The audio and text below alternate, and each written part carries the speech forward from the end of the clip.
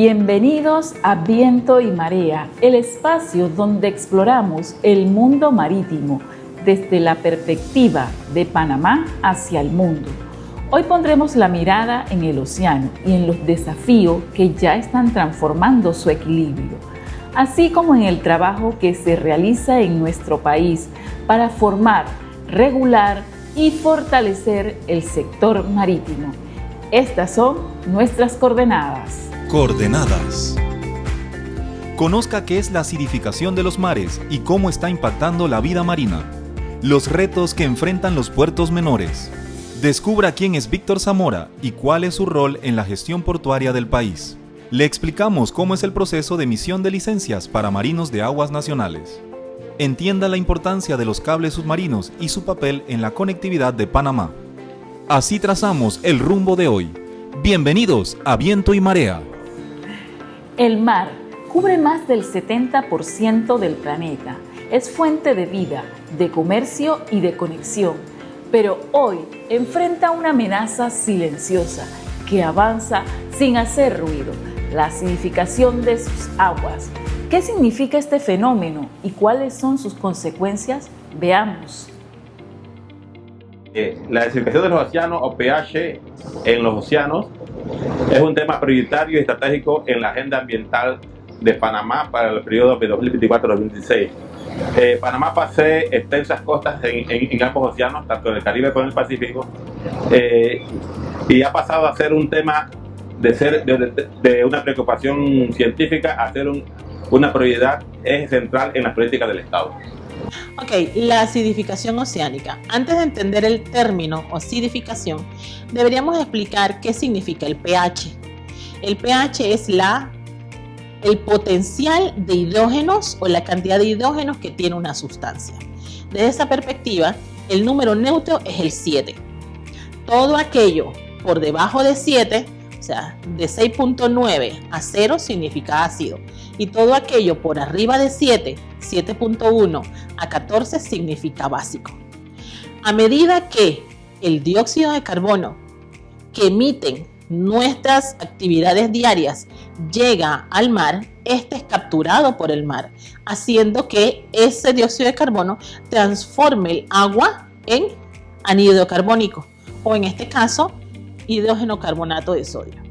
De aquí en adelante, entonces, esos iones se separan y se vuelven iones separados de hidrógeno, y eso hace que se vuelva ácida el agua. O sea, aumenta la cantidad de hidrógenos dentro del agua de mar, haciendo que su pH disminuya por debajo de 7. Esto puede causar múltiples problemas. La Agenda 2026 enfatiza que Panamá o los países deben restaurar sus manglares y conservar sus arrecifes. Panamá, para el año 2016, está encaminado a preservar 2.500 hectáreas de manglares y a su vez preservar los ecosistemas que tenemos de arrecife en ambos océanos. La Comisión Oceanográfica de la UNESCO es el ente encargado de custodiar o de ver los indicadores que establecen los ODS 13 y los ODS 14, que significa para cambio climático y para la conservación de la vida marina. La Comisión Oceanográfica de la UNESCO pidió a los países miembros o los Estados miembros que velen por estos estudios, que velen por estas conservaciones de los ecosistemas de arrecife, más que todo, y de los manglares.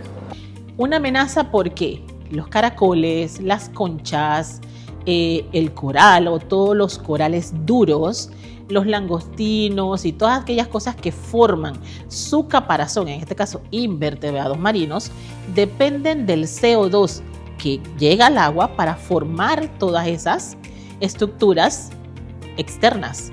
Pero si hay mucho hidrógeno, el hidrógeno, ¿qué va a hacer? Va a evitar que se formen, y vamos a encontrar entonces estos invertebrados marinos con sus conchas, con sus estructuras debilitadas o deformadas. Esto va a incidir sobre muchos otros aspectos de la cadena alimenticia dentro del océano. La Red Mundial de Observación de la Acidificación de los Océanos fue establecida en el año 2012 por el Organismo Internacional de la Energía Atómica y a su vez con el apoyo de la Comisión Oceanográfica de UNESCO y la NOAA. Panamá está encaminado, Panamá tiene el deber de que para el año 2030 tenga resultados ya un informe generalizado de cómo están la edificación de nuestros océanos encaminados a la preservación, como les dije, de los arrecifes y de los ecosistemas de manglar. Cabe destacar que realmente todo el océano está bajo peligro. Evidentemente, recordemos que a pesar de que influimos con nuestras acciones diarias sobre el ecosistema marino costero, también mucha actividad, como la actividad marítima, en este caso la actividad aérea, todos ellos emiten ese CO2, producto de la quema de los combustibles fósiles. Así que por ende, realmente todo el océano está en peligro, no solamente las zonas marino-costeras. Como ya hemos hablado, Panamá posee dos costas, en el Pacífico y en el Caribe. Estos mares nuestros y estos océanos nuestros poseen una biodiversidad muy rica, como manglares, pastos marinos, arrecifes coralinos, humedales, marismas y otros, por lo que las comunidades costeras dependen de ellas y ya que pueden ser afectadas por esta acidificación, y en ese sentido se afecta la economía nacional. Bueno, Panamá tiene varias herramientas. Una de ellas es dar cumplimiento a la Política Nacional de Océanos de Panamá.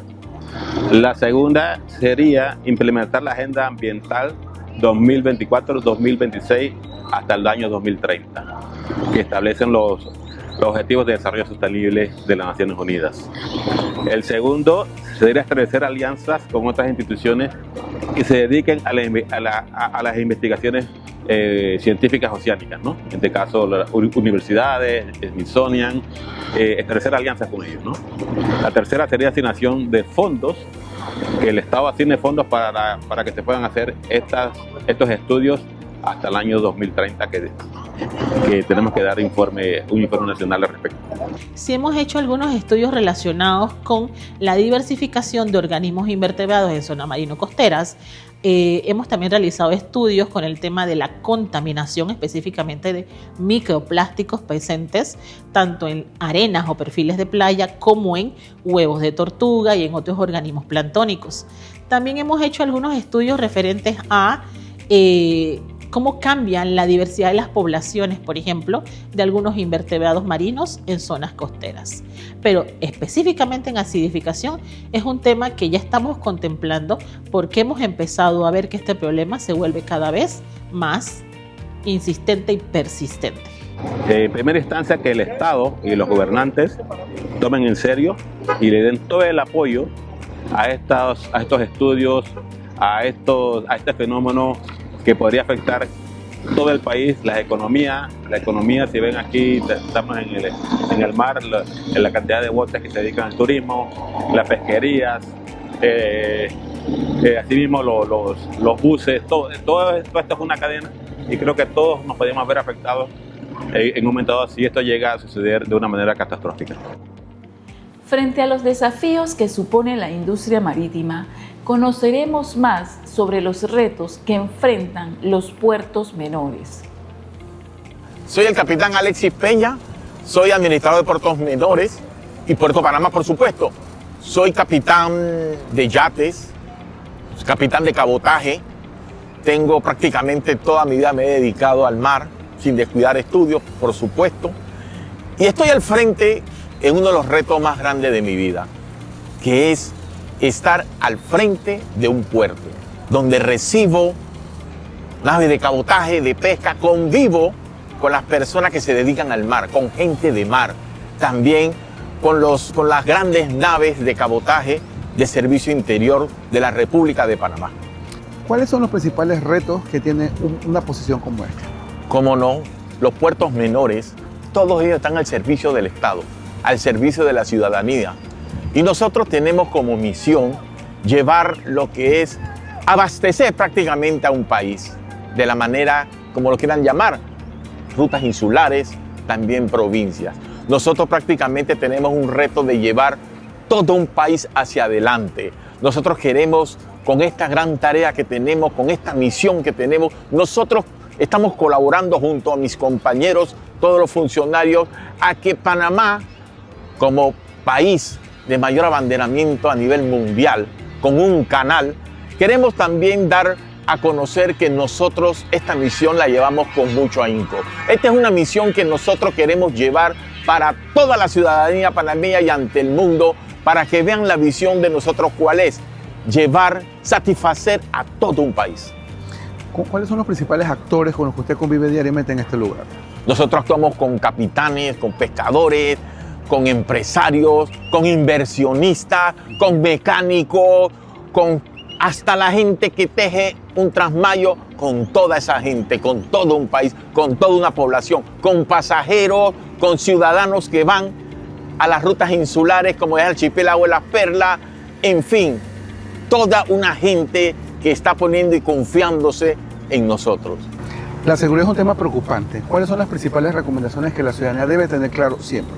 Es importante recalcar que toda esta gente que se dedica al mar, todas las personas que van a diferentes rutas, ya sea a las islas, sea a la provincia del Darién, todos los que se dedican al mar, los pescadores, deben de tener primordialmente la seguridad. Es importante el chaleco salvavidas, los diferentes tipos de señalizaciones de auxilio, de comunicación. Es algo muy importante, estar siempre con el contacto de puerto y sobre todo tener idoneidad.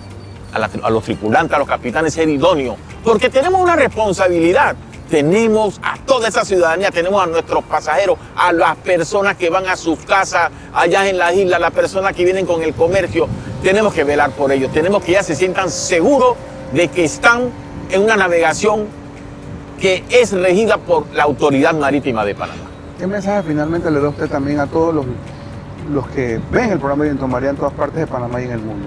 Claro que sí, esta es una ventana que la Autoridad Marítima, a través de esta pantalla de Viento y Marea, le quiere comunicar a todos la seguridad, darnos a conocer también como Autoridad Marítima, darnos a conocer nuestro profesionalismo, nuestra gran misión y por supuesto estar siempre con ustedes, navegar juntos.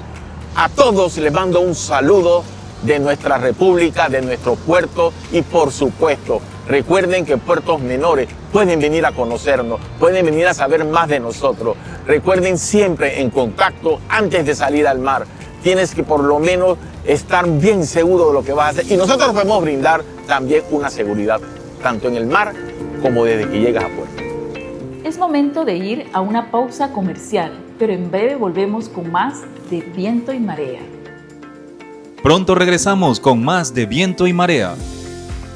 ¿Sabías que el océano absorbe cerca del 30% del dióxido de carbono que se emite a la atmósfera, lo que contribuye directamente a la acidificación de sus aguas, pero a su vez produce más del 50% del oxígeno que respiramos?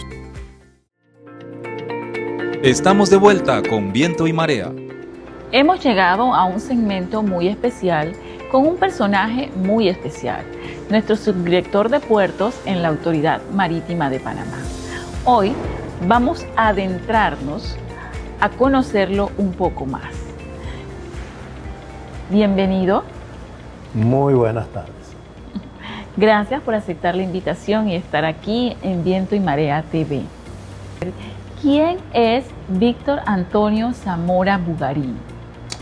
Bueno, realmente para poder definirme tengo que ubicarme de acuerdo a si estoy en mi casa o estoy en el trabajo. Si es en relación a mi casa, puedo decir que soy un hombre dedicado a la familia, respetuoso, acostumbrado al trabajo por ellos. Si estoy en el área laboral, soy una persona que trato de ser el mejor amigo, el compañero, trato de buscar la forma de ayudar a trabajar en equipo. Es una cosa que me ayuda a sentirme bien y que de verdad me hace crecer. Pero, ¿qué significa para Víctor Antonio Zamora Bugarín liderar una posición tan estratégica en el sector portuario nacional en un momento muy importante para el país? Bueno, realmente para mí es un gran reto, primero que todo, porque una de las principales cosas que tengo es, primero que acostumbrarme a lo que es trabajar bajo las condiciones de gobierno, ya que la mayoría de mi vida la trabajé en empresas privadas. Son dos mundos completamente diferentes, porque en lo que es la empresa privada, la organización, la facilidad de hacer las cosas y sobre todo los presupuestos siempre se tienen a la mano. Por el contrario, en el gobierno todo es más pausado y me he tenido que acostumbrar entonces a eso. Ese es el motivo por el cual considero que tenemos que buscar la manera de echar para adelante esto.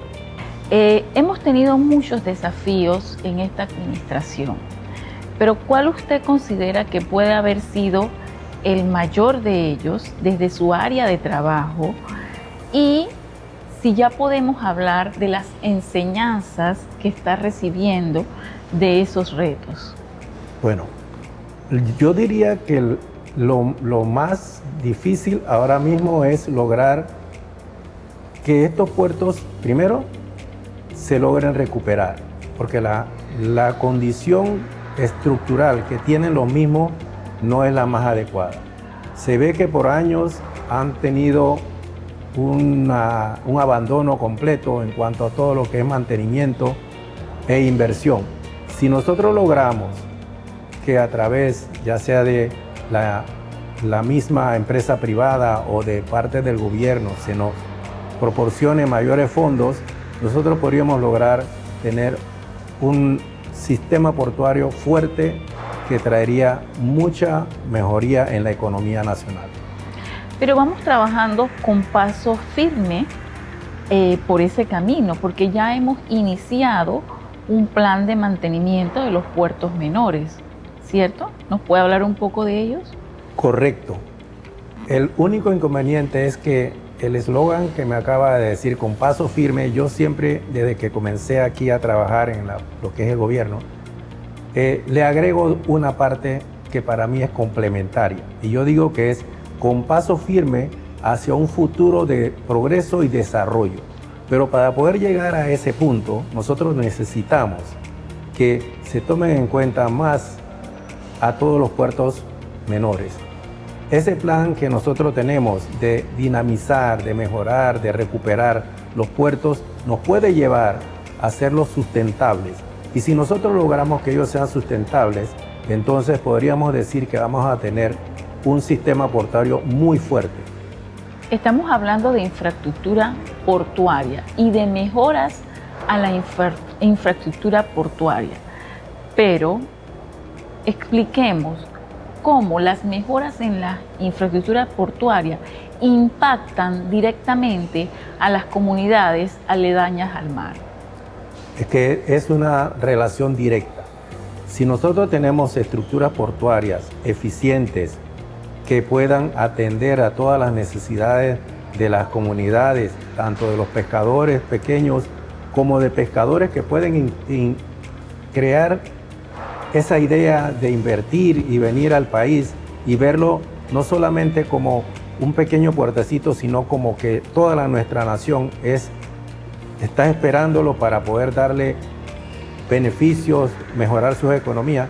Entonces podríamos decir que el país entero, a través de los puertos menores, crece en todas las formas. Víctor Antonio Zamora Bulgarín es ingeniero especializado en infraestructura portuaria. Hasta este momento solamente hemos hablado del hoy, de las mejoras al sistema portuario nacional, las mejoras inmediatas al sistema portuario nacional. Pero mi siguiente pregunta va mucho más allá. Ahora quiero que miremos al futuro de los puertos. ¿Cuál es su visión?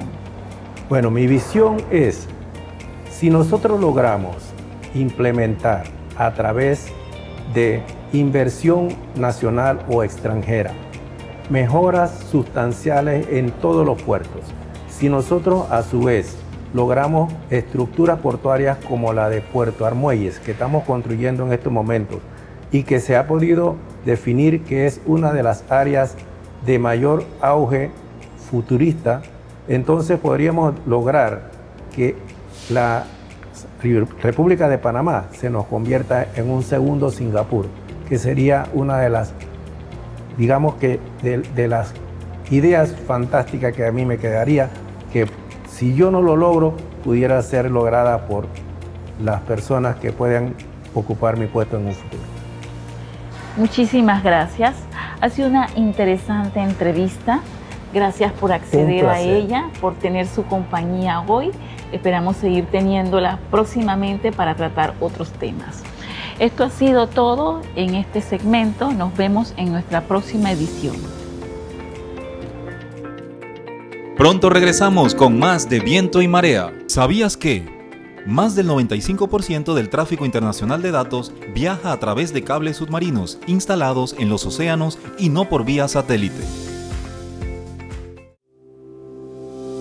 Estamos de vuelta con Viento y Marea. Regresamos con más de Viento y Marea. Y más allá de la formación y la gestión, existe un proceso que garantiza que la actividad en el mar se realice bajo normas claras. Así es, la emisión de licencias para marinos de aguas nacionales. Antes de zarpar hay algo que no se ve, pero lo define todo: la preparación y la certificación de quien está al mando de una embarcación. Hoy conoceremos ese proceso para tramitar la licencia de marino de aguas nacionales. Ingeniera, explíquenos, ¿qué son las licencias de marinos de aguas nacionales? Bien, el objetivo de las giras de licencias de aguas nacionales es para acercar lo que es los servicios de titulación a las comunidades marítimas a nivel nacional. Se logran emitir a licencias de operador de lancha, patrón de pesca y marinero. ¿Para qué? Para que las personas con estas licencias puedan trabajar en las diferentes localidades que existen. Conjunto con la Autoridad Marítima de Panamá, el Servicio Nacional Aeronaval viene haciendo una gestión con el propósito de legalizar a todos los hombres y mujeres de mar. Es importante porque eso nos da seguridad tanto para el ámbito turístico como marítimo, saber de que contamos con personas idóneas, tanto marinos como operadores de motor fuera de bordo. Coméntenos, ¿cuáles son esos requisitos que debe cumplir una persona que opera una nave? Bien, entre los requisitos el primero sería el certificado médico de buena salud vigente. Este tiene una duración de 3 meses. Seguidamente, una fotocopia de la cédula, adicional también 4 fotos tamaños carnet que no usen ni gorra ni lentes. Es muy importante. $8 en timbres fiscales y adicional sería lo que es el antidoping, siempre y cuando sea para operador de lancha. De las licencias es la única que lleva antidoping. Toda persona que opera un motor, todo marino que llegue a una embarcación debe cumplir con los requisitos y nosotros como funcionarios de la aeronaval hacemos cumplir todas las normativas de la Autoridad Marítima. Claro, en ese sentido, ¿qué trabajo hace ya en alta mar el Servicio Nacional Aeronaval en la vigilancia del cumplimiento de estas normas? ¿Cómo no? El Servicio Aeronaval, a través de sus diferentes medios acuáticos, mantiene a lo largo y ancho de nuestro territorio bastante lo que es supervisión, vigilancia y control de nuestras costas. Muchas veces hacemos operativos tanto con la Autoridad Marítima como la Autoridad de los Recursos Acuáticos para prevenir todos hechos y hacer cumplir las normativas de ambas instituciones. ¿Hay sanciones económicas también? Claro que hay sanciones, pero las sanciones más bien vienen cuando son por embriaguez comprobada. Y también lo que es el uso de sustancias ilícitas. Entre estas tenemos, para embriaguez comprobada, tenemos que son de 150 la primera vez y la segunda vez sería de 250. Pero ¿qué pasa con la segunda vez? Viene lo que es el retiro de la licencia por un periodo de 6 meses. Y si usted es reincidente nuevamente, entonces ya viene la cancelación de la licencia por un periodo de 2 años. En el mar, la experiencia es clave, pero es la certificación lo que permite que cada decisión se tome con responsabilidad. Einar Valdés López, Viento y Marea. El mar no solo es ruta de navegación, también es una vía de conexión global. Bajo sus aguas viaja gran parte de la información del mundo. Conozcamos la importancia de los cables submarinos en Panamá. Panamá fortalece su conectividad a través de la instalación de cables submarinos de telecomunicaciones, posicionándonos como un punto estratégico de inversiones en materia digital. La Autoridad Marítima de Panamá y la Autoridad Nacional de Innovación Gubernamental ejecutan un rol importante para dichos proyectos. El rol de la Autoridad Marítima de Panamá en temas de los cables submarinos de telecomunicaciones inicia su trámite a través de la Dirección General de Bienes Patrimoniales del Estado del Ministerio de Economía y Finanzas, donde por parte de ellos recibimos una solicitud del criterio de no gestión. Bueno, siempre que vamos a una conferencia en el extranjero, de los temas digitales que vendemos en Panamá son los cables submarinos, y eso es porque nos posiciona como país en términos de conectividad. Nos conecta en términos de internet, en términos de redes corporativas, y eso lo que nos permite después es entonces atraer más inversión extranjera. El hub digital es un gran reto, definitivamente. Al final tendríamos que analizar qué quiere decir un hub digital. Por supuesto que tengamos empresas que se establezcan en Panamá para proveer sus servicios, y empresas sobre todo del sector de tecnología, del sector digital en general. Pero además de eso, entonces, si hablamos de conectividad y proveer servicios electrónicos desde Panamá, volvemos entonces al potencial esquema de tener múltiples data centers o de tener un gran data center. Todavía Panamá tiene muchos centros de datos que son para consumo propio, pero si nosotros plasmamos debidamente una buena oferta en términos de conectividad, energía, agua, etcétera, al extranjero, ese tipo de centros de datos se vuelven entonces atractivos, se vuelve rentable implementar un centro de datos de alta gama, llámese 50 megas, 100 megas, y ya estaríamos entonces hablando de unos proyectos que sobrepasan los 250 millones de dólares. Eso sería dinero que entra directamente en la economía panameña, y por eso es de gran beneficio para nosotros. Es importante mencionar quién rige estos contratos de concesión de cables submarinos. Lo maneja directamente el Ministerio de Economía y Finanzas, y ellos, a través de, como le hacía mención, a través de las solicitudes que nos mandan de criterio de no gestión, solicitan a diferentes autoridades lo que son el criterio técnico de no gestión, y cada autoridad, ya sea Autoridad Marítima de Panamá, Autoridad del Canal de Panamá, Autoridad de los Recursos Acuáticos, realizarán sus consideraciones u otras autoridades que correspondan. Claro, es un tema de conectividad. Al momento de tener cables mucho más poderosos, con más capacidad, nos permite entonces tener ancho de bandas más altos. Eso entonces, sobre todo para la inversión de data centers en Panamá, es sumamente atractivo. Cuando se hace una inversión de un data center en Panamá, que obviamente genera empleos no solamente en su construcción, sino también en su posterior operación, se necesita una buena conectividad, y esos cables entonces nos permiten tener suficiente ancho de banda como para que esos data centers puedan entonces compartir lo que sea que están operando dentro de sus servidores con el mundo exterior. Los cables submarinos representan un punto estratégico en la parte digital y en la parte, no solamente en la parte marítima, sino a nivel global. Y Panamá, tener una posición geográfica le da ese impulso y crecimiento en el sector. ¿Cómo se maneja lo que es el tema de la seguridad y protección de estos cables submarinos desde el ámbito portuario? Bueno, los temas de protección y seguridad marítima, como hacía mención anteriormente, nosotros mantenemos plataformas satelitales donde recibimos las alertas. Y como también mencionaba, estas empresas mantienen también plataformas de seguridad. Muchas veces recibimos las alertas por parte de ellos, y nosotros nos encargamos de hacer las notificaciones a los agentes navieros que representan esas embarcaciones, y que se ubiquen y darle una nueva posición, una nueva coordenada, a fin de que se alejen de la área de riesgo, pues evitar que haya ruptura de dichos cables. ¿Qué mensaje enviaría a inversionistas o empresas tecnológicas, sobre todo como está mencionado de Panamá como punto de inversión para este tipo de proyectos? Mira, mencionaría el hecho de que Panamá vive una economía sumamente estable. Creo que en general lo más atractivo para empresas que vienen a establecerse a Panamá en el ámbito digital y otras industrias es el hecho de que Panamá vive una economía muy estable, es socialmente estable, es políticamente estable, tenemos el dólar, tenemos además obviamente una gama de ofertas en términos de terrenos y espacios donde uno se puede ubicar, tenemos un gobierno nacional muy orientado a la empresa privada y que está abierto a ese tipo de inversiones extranjeras. Entonces tenemos todos los factores que una empresa internacional requiere para establecerse en Panamá.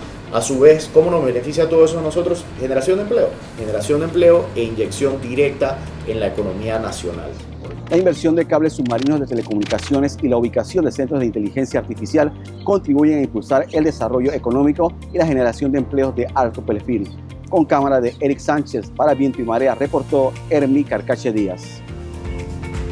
Desde los desafíos ambientales que enfrenta el océano hasta la formación, regulación y proyección estratégica del sector marítimo, Panamá reafirma su papel como un actor clave en el escenario global. El mar no solo nos rodea, nos conecta, nos desafía y nos define. Gracias por acompañarnos en Viento y Marea. Hasta una próxima edición.